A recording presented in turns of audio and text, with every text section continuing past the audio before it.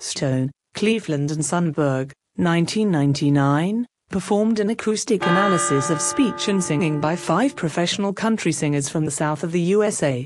The participants sang the national anthem and a song of their choice, and then recited the words to both these songs. It was found that the phonemic values were not significantly different between their speech and singing. If the pronunciation model for country music is a Southern American accent, then there is no conflict between personal identity and genre appropriateness for these singers, and thus, no motivation for them to adjust their accent when singing. For the New Zealand artists, however, a conflict between local and global identities is likely to exist.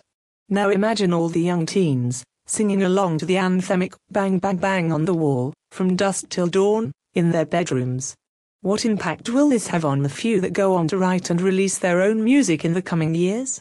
In my opinion, it could be substantial. What we will see is the developing use of Sung NZD as a sociolinguistic resource, just like any other. It will have particular indexical ties. A new NZD singer's words will be filled with the words of Lady Hawk, and a new NZD rapper's rhymes will be full of trillions. What sort of connotations will it have? Well, obviously, place. Secondly, alternative/non-commercial. Thirdly, genuinity, authenticity. And no doubt it will co-occur with certain musical styles. In cases where all the socio-contextual boxes are ticked, it will be appropriate, conventional, and easy to sing with NZD vowels.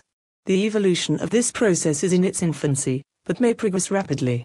It is an ideal site to study both the linguistic construction of identity and the processes of language storage and processing. I hope that this thesis and its resulting publications has laid out the theoretical and methodological groundwork for the continuing study of the phonetics of singing.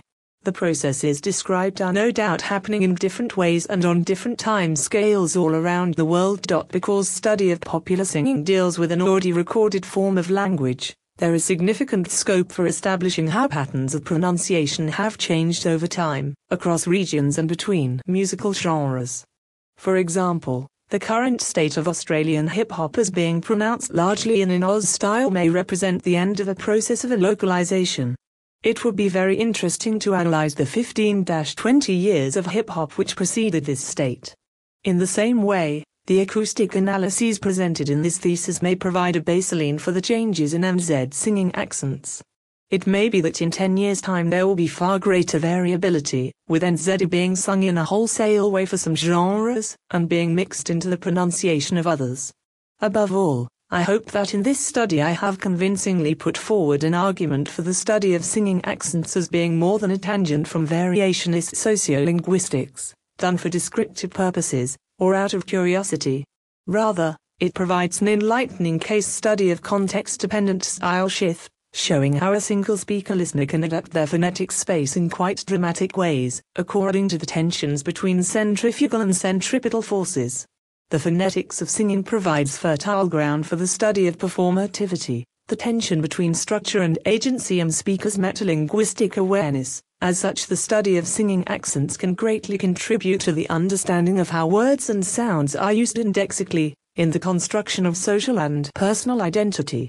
Above and beyond arguing for the validity of singing accents as subject matter for linguistic inquiry, the most ambitious goal of this thesis has been to use the example of singing accents to argue that sociolinguistic theory and psycholinguistic theories of speech production and perception can be unified to better explain context-dependent style shifts.